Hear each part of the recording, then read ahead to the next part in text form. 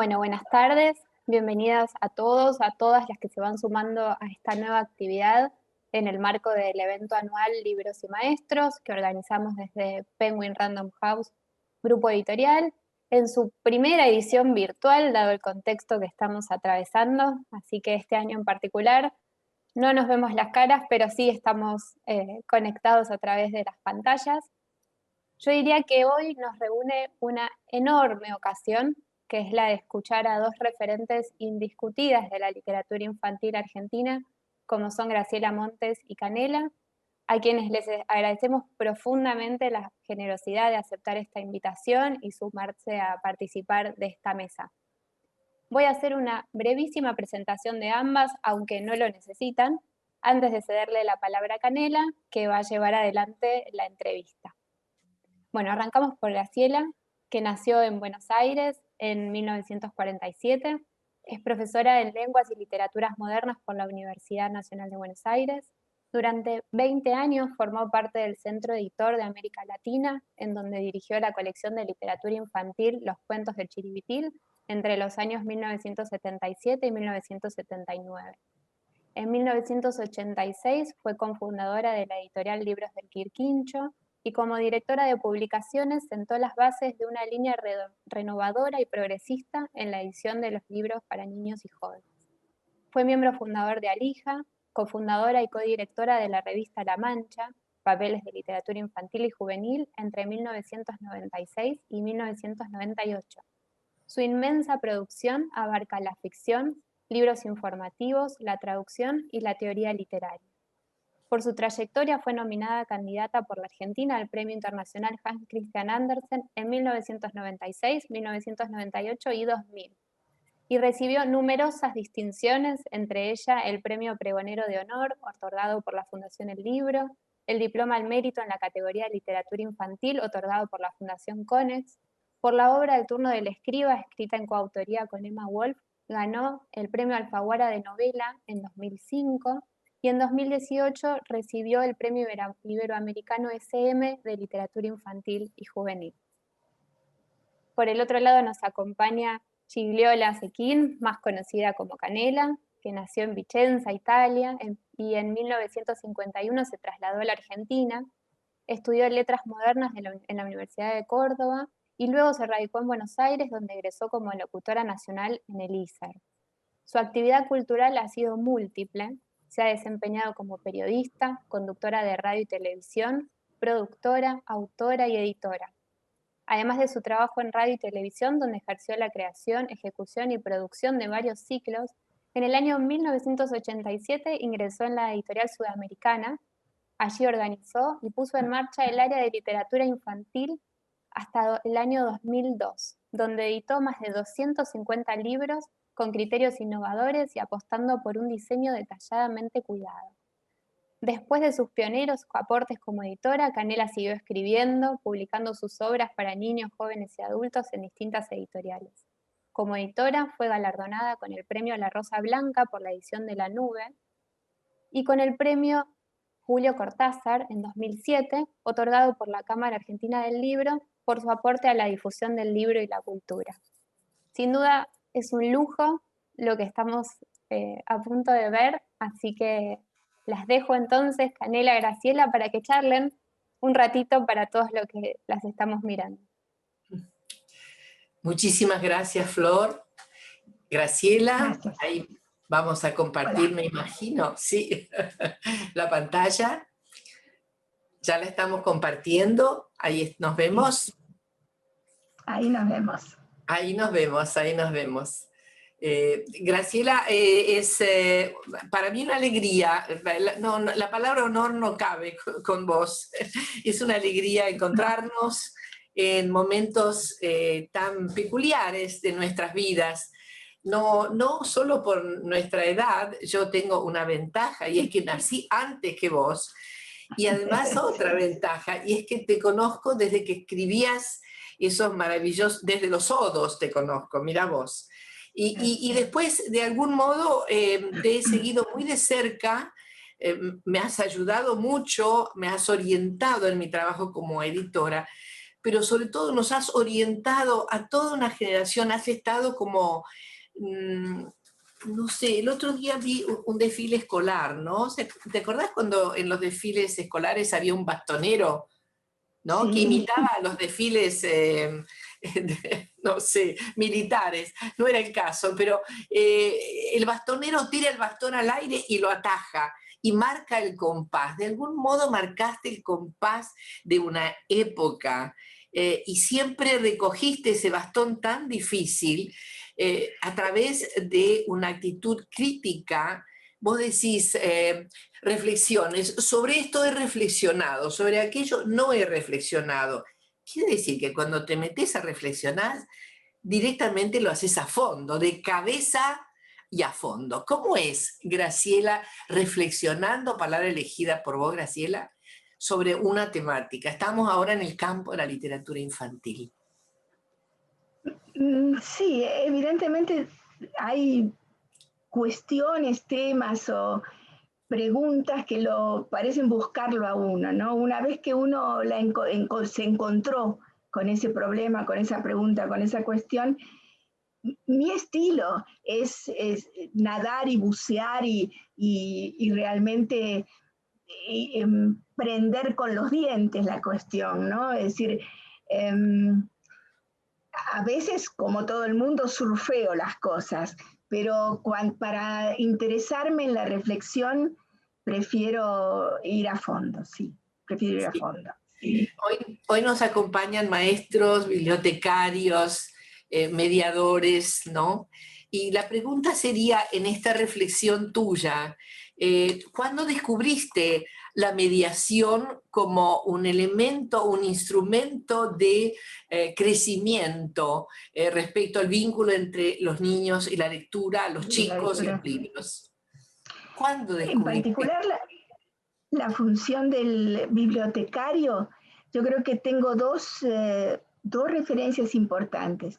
Una es la propia experiencia de mi mamá, Sara Mondani, que casi no tuvo instrucción en la escuela, que no llegó a ser el secundario, ni siquiera terminó la primaria, pero se convirtió en una lectora, brillante lectora, muy culta, digamos, en la biblioteca popular de su barrio, que en ese momento era Barracas, se llamaban Los Tres López.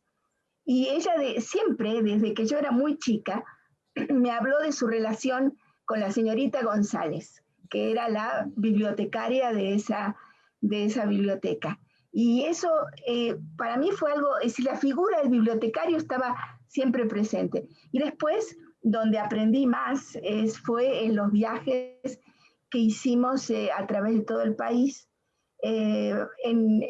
con el Plan Nacional de Lectura que en ese momento dirigía Eve Clementi, que eso fue en la vuelta de la democracia. Después del año 84, 85 comenzó. Y que yo lo acompañé hasta el año 89 y me enseñó muchísimo, porque era poner los pies en la tierra, íbamos al campo realmente, al terreno, y trabajábamos a veces en pueblos muy pequeños. Me acuerdo particularmente de Las Varillas, por ejemplo, en Córdoba, que fue en ese momento tenía 7.000 habitantes, donde había una biblioteca popular. Y lo que significaba esa biblioteca popular. Me enseñó muchísimo Juan Carlos Melano, por ejemplo, que era el bibliotecario en aquel momento, o que Cadavene. Esas personas de aquel lugar, por ejemplo, de ese pequeño lugar, me enseñaron, me abrieron un panorama, me abrieron la cabeza, ¿no? Sí. Sí, la biblioteca me interesa mucho y reflexioné mucho sobre eso. Cuando vos decís me abrió la cabeza, ¿puedes ayudarnos a abrir la cabeza y acompañarte en estas experiencias, Las Varillas, y habrá habido muchas otras, ¿no? Oh, sí, muchísimas. ¿En qué momento vos descubrís que un maestro o un bibliotecario o un mediador es eficaz? Me parece que una de las cosas más interesantes de esta experiencia y de lo que yo aprendí de los bibliotecarios es que la biblioteca popular es una categoría transversal. está ligada a la escuela, por ejemplo, pero también está ligada a todas las fuerzas vivas y adormecidas también de un pueblo. Cruza todo un lugar. Y es un lugar de referencia muy abierto, muy libre, muy... Yo recuerdo, por ejemplo, de la época de las viejas bibliotecas populares, que esta experiencia de Eve Clementi trataba de revivir, digamos, que el acervo, por ejemplo, no era solo literatura, aunque había literatura, y había literatura de todo tipo, desde la más compleja y sofisticada hasta la más sencilla y directa. Había libros de ciencia, sobre todo de divulgación, muchísimos libros de divulgación. Había libros sobre cómo se arregla un enchufe, o de cosas mínimas. Y eso es para mí lo interesante de un bibliotecario, que es una persona abierta. Un bibliotecario es siempre una persona abierta, no es una persona que se mantiene adentro de una estructura corporativa, digamos. Sí, sí, ¿no? sí. Sino que está abierto a la sociedad. Eso claro, es que posiblemente a los bibliotecarios convergen necesidades diversas del grupo, del barrio, del pueblo, claro, del grupo social, ¿no? Puede haber desde una guitarreada, un recital, la presentación de un libro, y todo esto sucede ahí en este ámbito que es de todos, ¿no? En la biografía de muchos autores, sus primeros vínculos están en la biblioteca popular del barrio. Esto se puede constatar. Una de las referencias más interesantes es la de Albert Camus en El primer hombre, ¿no? Es la presencia de su biblioteca en Argelia, en Argel. Sí. Pero ese es interesantísimo. Ahora, vos me dijiste que el bibliotecario es una persona abierta. Ampliemos la mirada, incluyamos a los maestros. Muchas veces las aulas tienen sus propias bibliotecas, la escuela tiene su propia biblioteca, ¿no? Sí, claro. Entonces, cuando yo te pido que nos ayudes a mirar, ¿cuál sería la mejor virtud? Yo puedo decirte luego cuál es la mía, a ver si coincidimos. La mejor virtud de un buen mediador, ¿no? ¿Qué es lo que lo confiere? Una persona es fuerte si si ingiere buenas vitaminas, si hace gimnasia, si duerme bien. ¿Qué tiene que hacer un mediador para ser realmente eficaz? Un mediador de lectura, pienso que tiene que ser un lector, ¿no es cierto? Y un lector curioso, un lector dispuesto a otras lecturas, siempre al otro, ¿no? Sí. Pero en cuanto al papel concreto, voy a volver a el viejo relato de mi mamá y de la señorita González, es que el modo en que la señorita González la incitaba a leer algo. Ella de pronto tenía un autor que le gustaba mucho y se llevaba los libros de ese autor constantemente.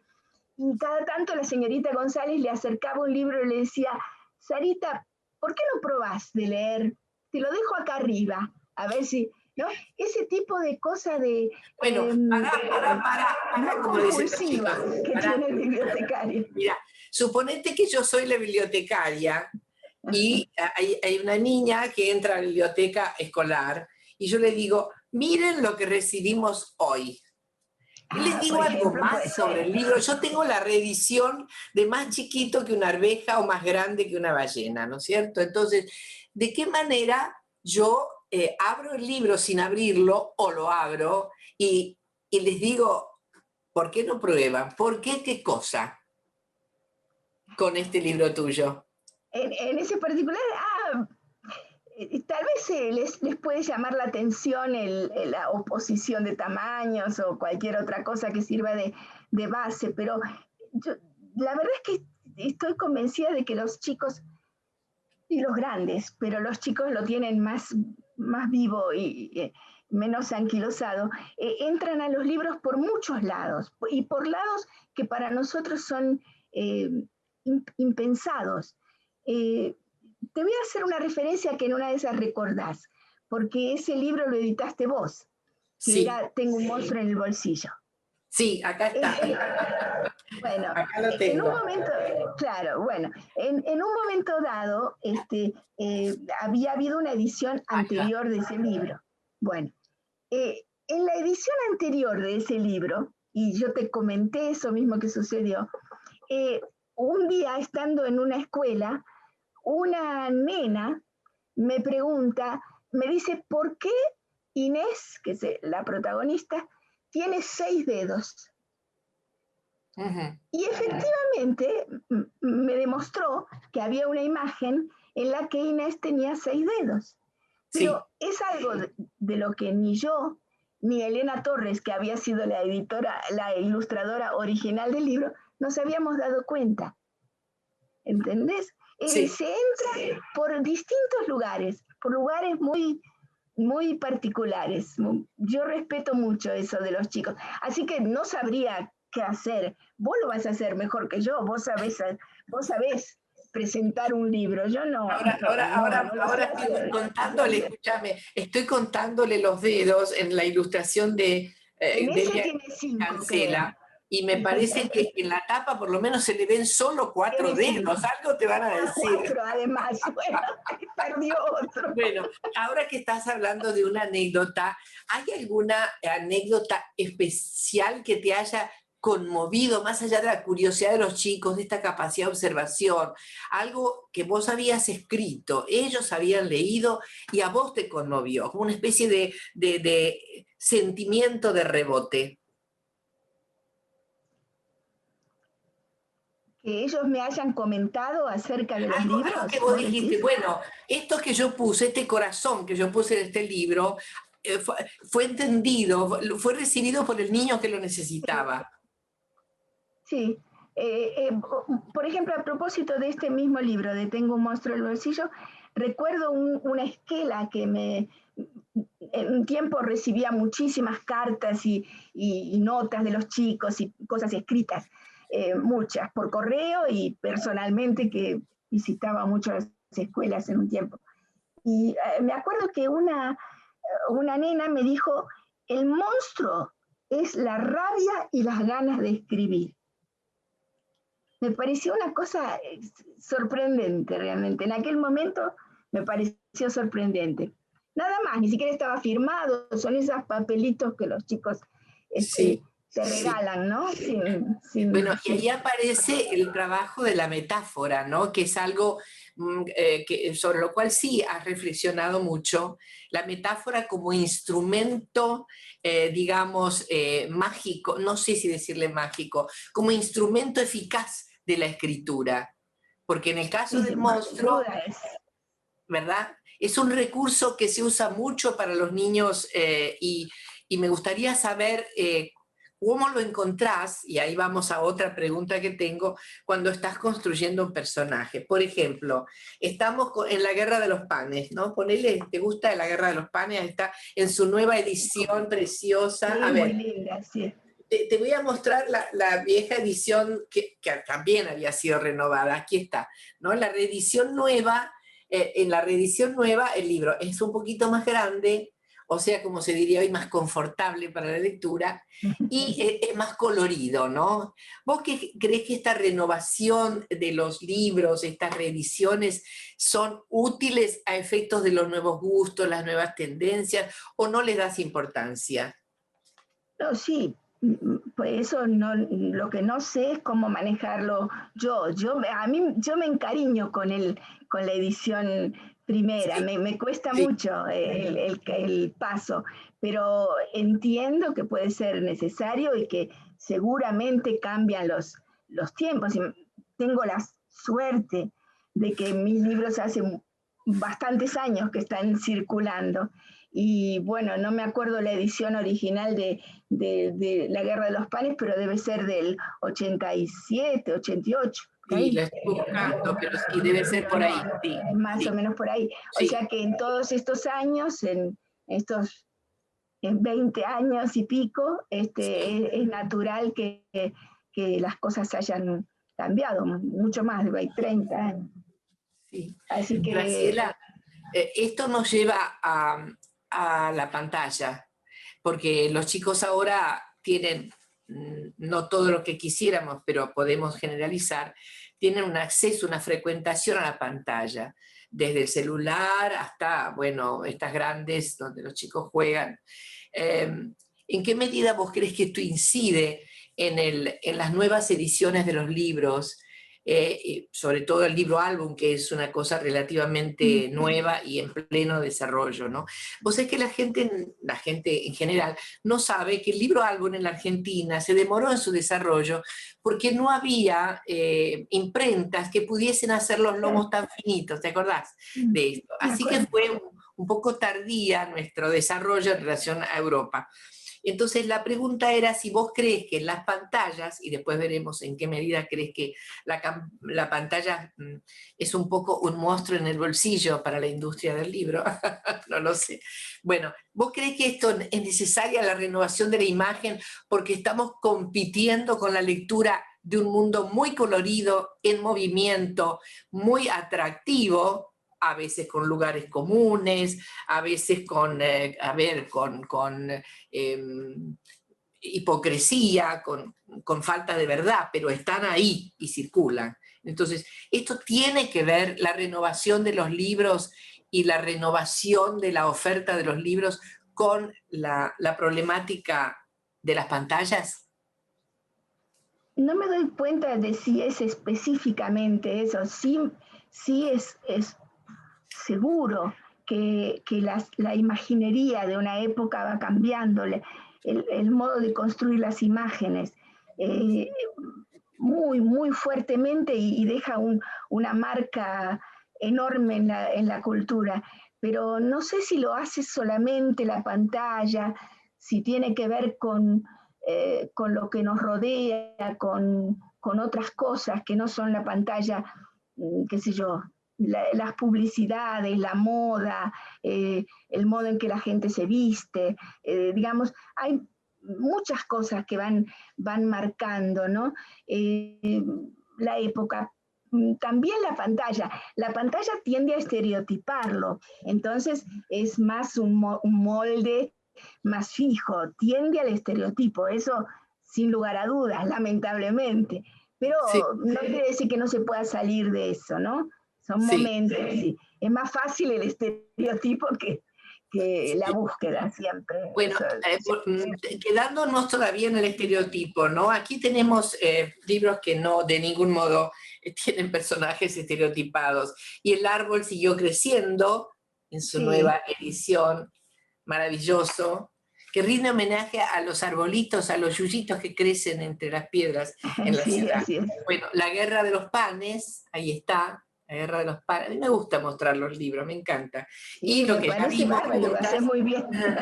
y lo que me encanta es el más chiquito que una arveja, más grande que una ballena, que me acuerdo perfectamente de la imagen del gatito que se colgaba del bigote del gato grande, ¿no? En la ilustración de Sergio Kern. En la ilustración de Sergio Kern, sí, claro. Que ahora está en España. Hemos perdido algunos ilustradores.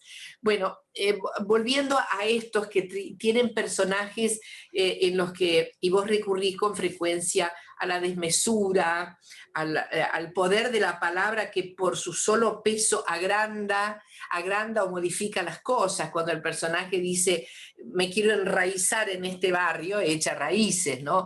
Confiriendo su verdadero poder a las palabras. En todos hay algo que me llama mucho la atención y que tiene que ver con la complicidad que vos estableces, una cosa íntima, en tu relato para con los chicos, donde le decís, bueno, no era así como quería contar, voy a empezar por donde se tiene que empezar, que es en realidad lo que me interesa. Entonces el chico ya entra en ese juego en el que vos lo involucrás como co-creador de tu libro, cosa que es un concepto muy tuyo, ¿no? Que el lector escribe el libro con vos.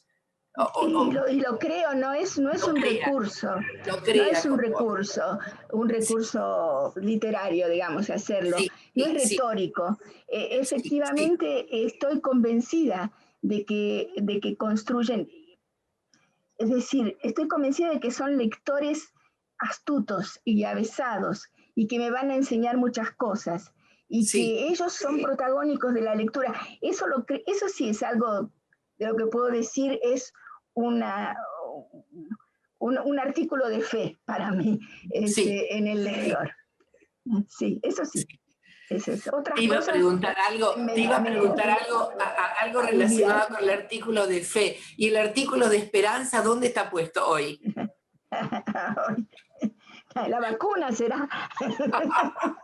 Bueno, ya vamos a hablar de la cuarentena, pero espera, te quiero hacer una pregunta. Bueno, en todos estos libros y también en otros, pero no los vamos a enumerar ahora, ahora está por aparecer, ¿cómo se llama? ¿Amadeo o Amodeo? Amadeo, sí. Amadeo. Ay, que mi Amadeo y portero se otra llama gente Amadeo. extraordinaria. Amadeo se llama mi portero, no debiera Sí. equivocarme. Ah. Bueno, también en Amadeo, digamos, en la cortina de fondo, el espacio es el barrio, es la comunidad, ¿no?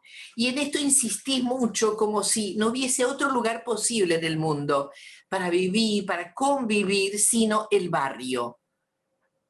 Esto Sí, es hay algo una etapa, digamos, de mi escritura en la que realmente el marco de referencia y de posibilidad, diría, fue mi propio barrio, el barrio de Florida, ¿no? Donde sí, transcurrió mi infancia.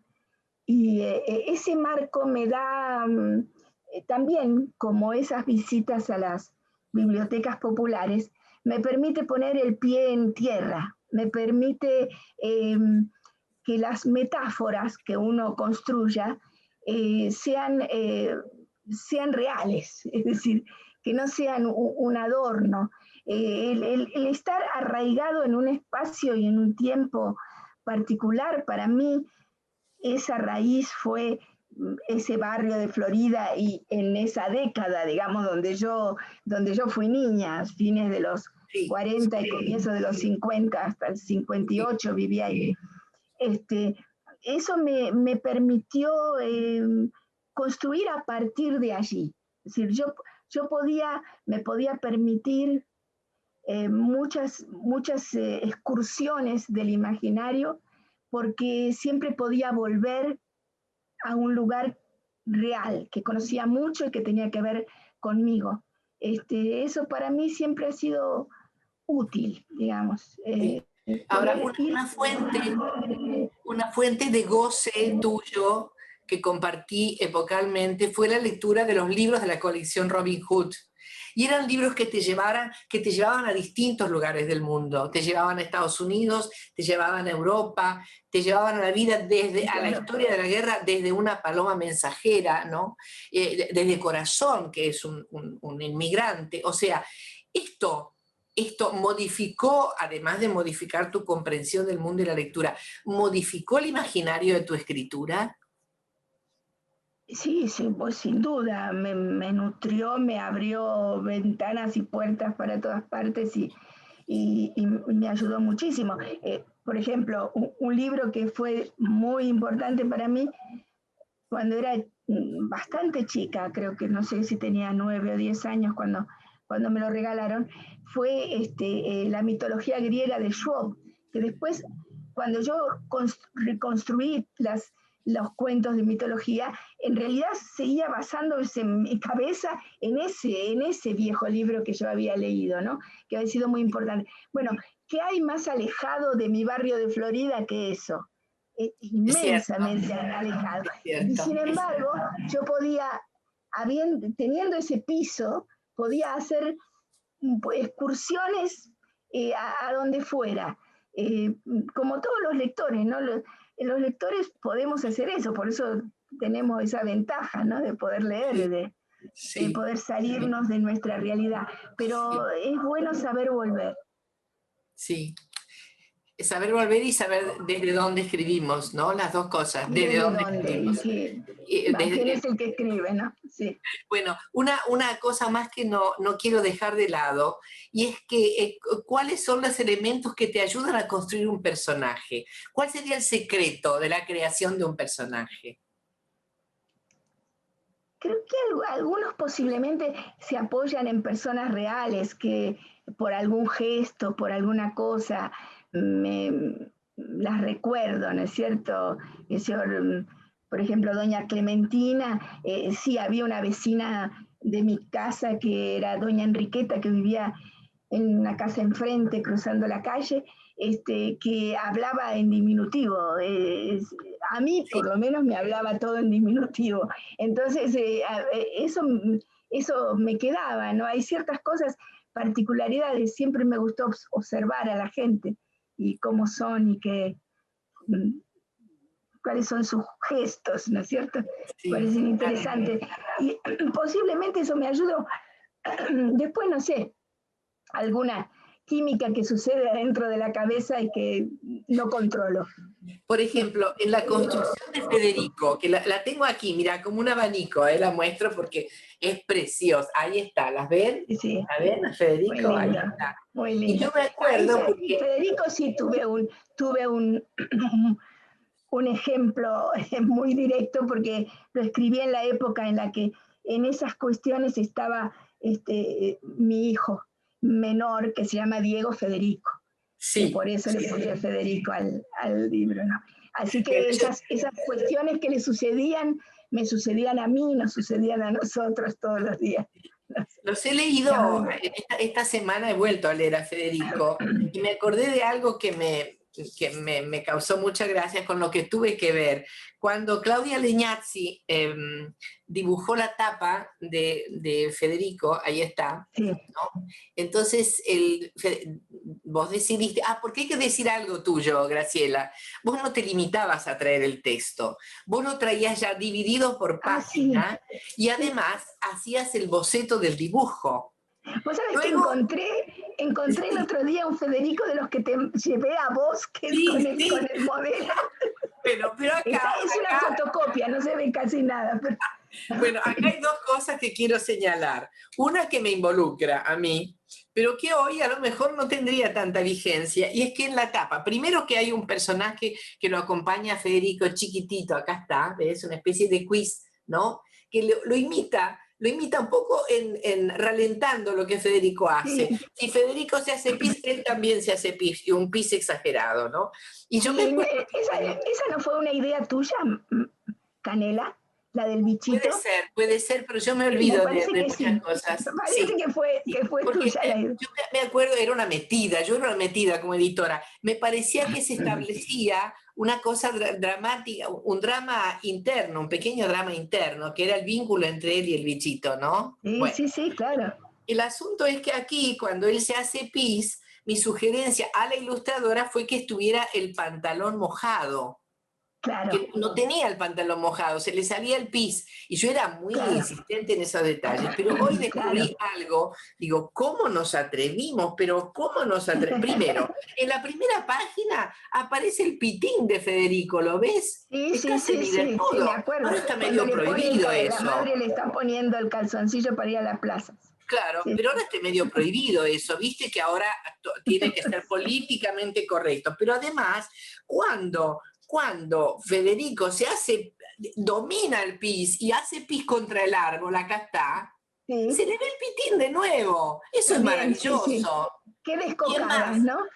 Sí, es más, cuando lo ves te dan ganas de ir al baño y hacer pis, porque te ayuda, me imagino. Inspirador.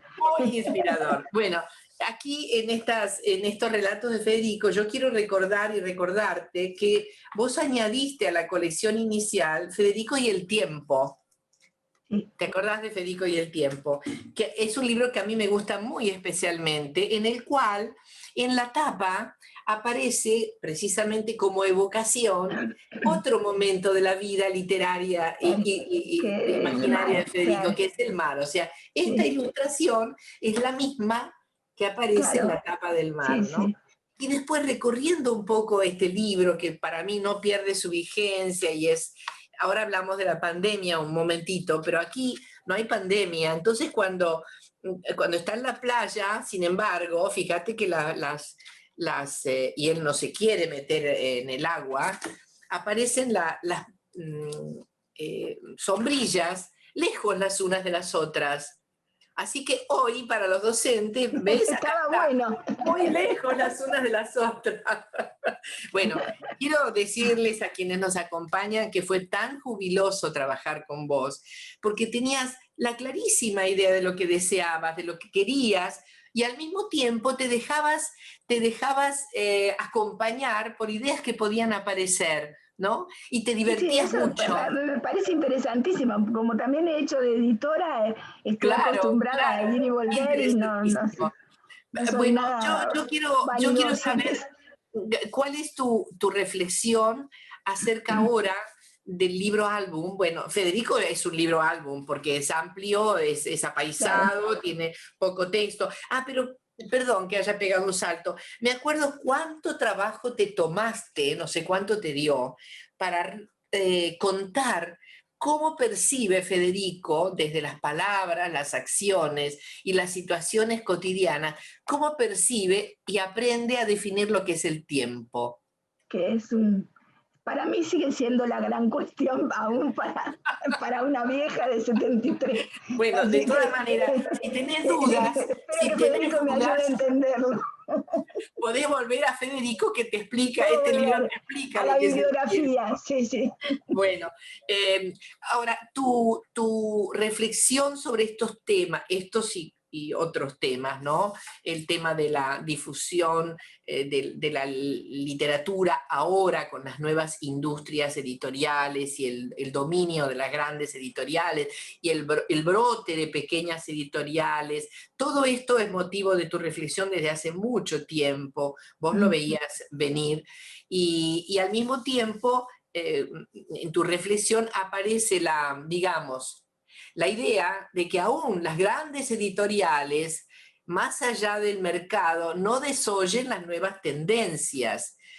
Con alguna de esas tendencias vos no estás muy de acuerdo, con el hecho de que el libro se someta a las necesidades de lo que es políticamente correcto, de lo que conviene hacer y decir y no conviene hacer y decir. Vos fuiste una rebelde con Sí, causa, así es. gran Sí, rebelde. bueno, no sé si con causa, pero sigo pensando lo mismo en ese sentido, ¿no? Sí. Sí, o sea, O sea que el libro es algo más que un molde, digamos, social.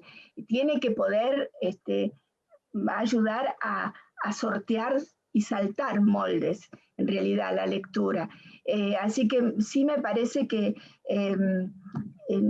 ajustarse demasiado a lo que pide el mercado o a lo que pide cualquier grupo social al que uno esté sometido para poder vender los libros, es un peligro.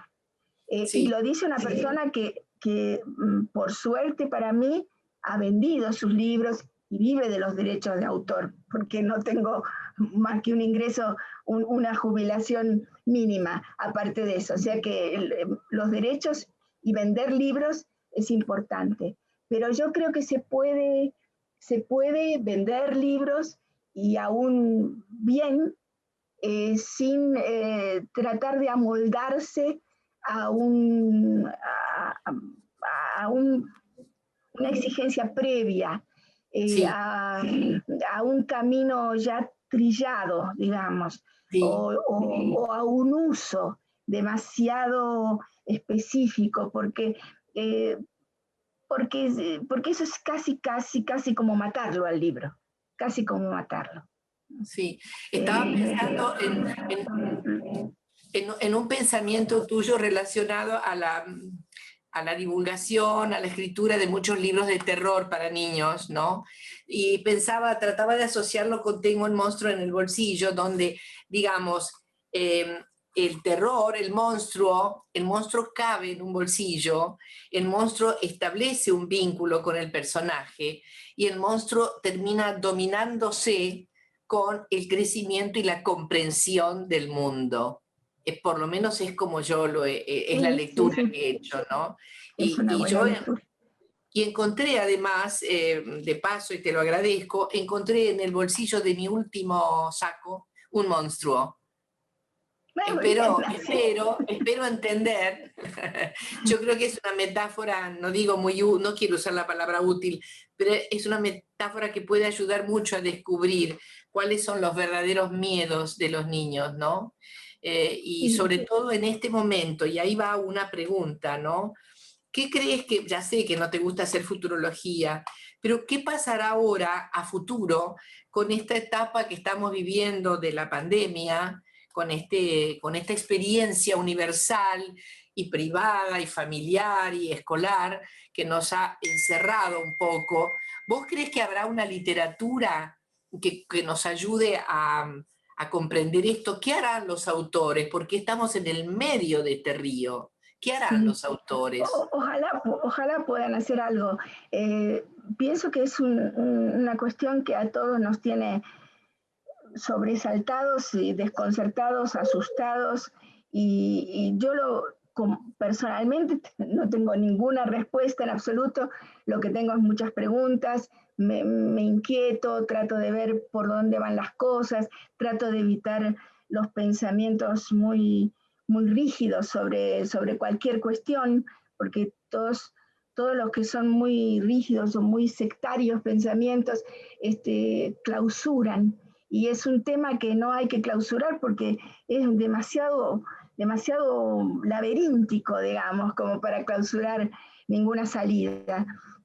Así que pienso que habrá que reflexionar. El que esté escribiendo en estos momentos seguramente también se lo planteará, o no, o tratará de escaparse de esto y hablar de cualquier otra cosa. Eso también es muy común en las épocas de crisis, ¿no? Muy común. Esto me hace recordar a Geneviève Pat, que ha sido la gran bibliotecaria en Francia, claro, sí, la que creó la Joie de Vivre, ¿no? Yo no sé si tuviste la posibilidad de conocerla, ¿no? Se quedó la imagen, sí, ya te he puesto muy bien. Yo no sé si tuviste la oportunidad de conocerla, a Geneviève Pat, ¿la conociste?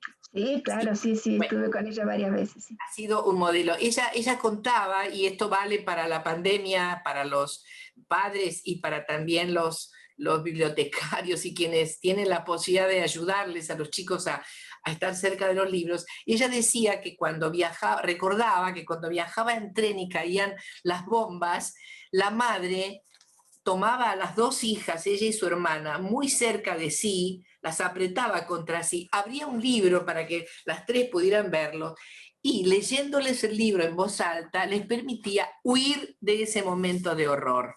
Seguro, entonces, seguro. Yo no sé. Seguro que era un libro de bombas.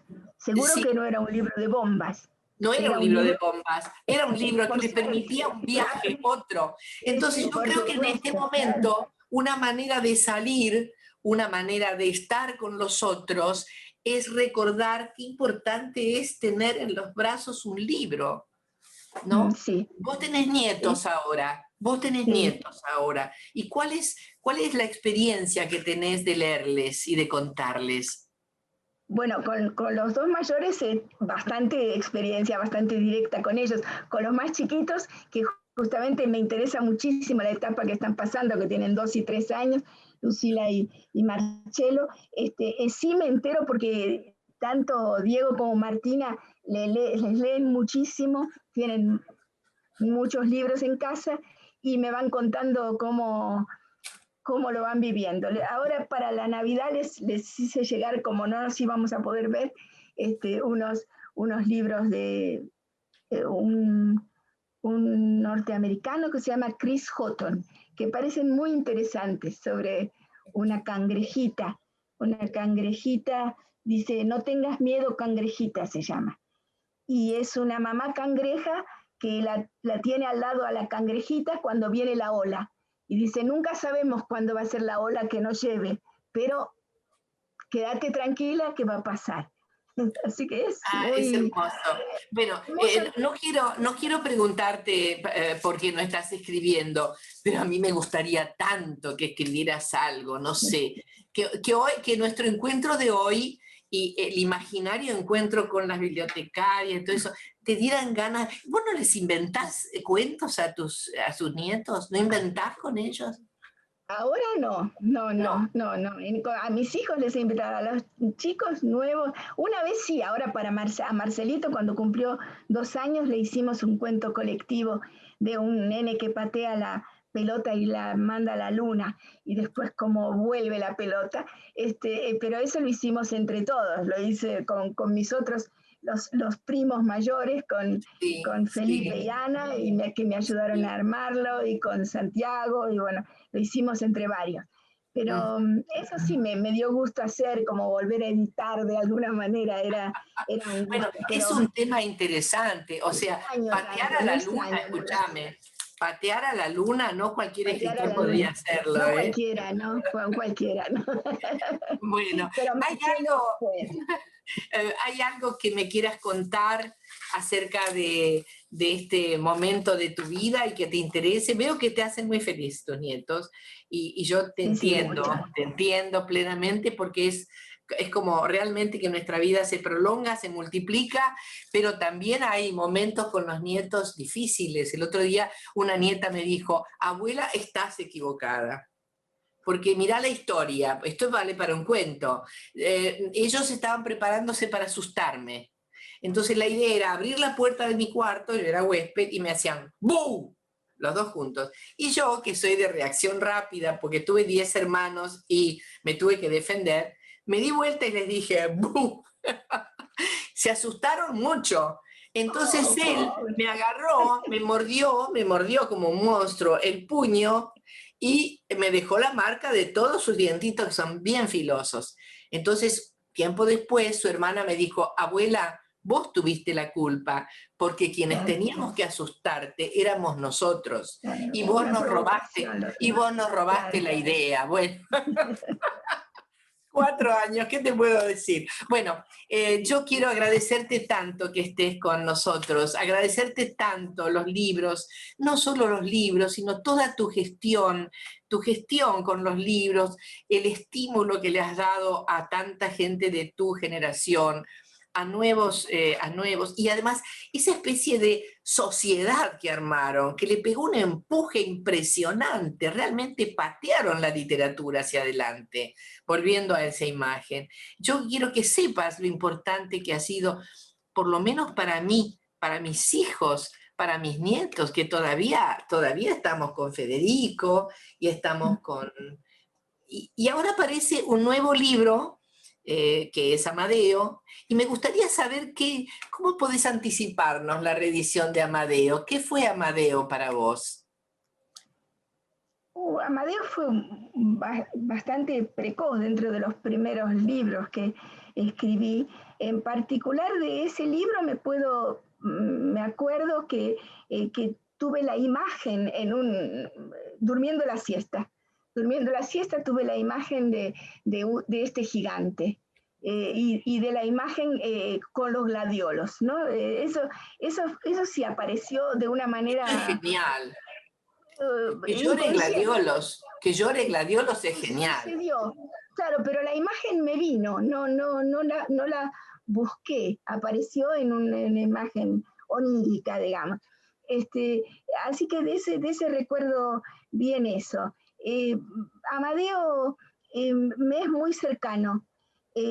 Uno eh, por una razón de una amistad, porque fue cuando empecé a tratar y charlar más con María Delia Díaz Renner, que lo apreciaba mucho y nos hicimos muy amigas a partir de este Amadeo. Y la otra es porque Aclaremos que ella ha sido una crítica sí, maravillosa de la literatura infantil, sí, una persona brillante y memorable. sí. Este, y,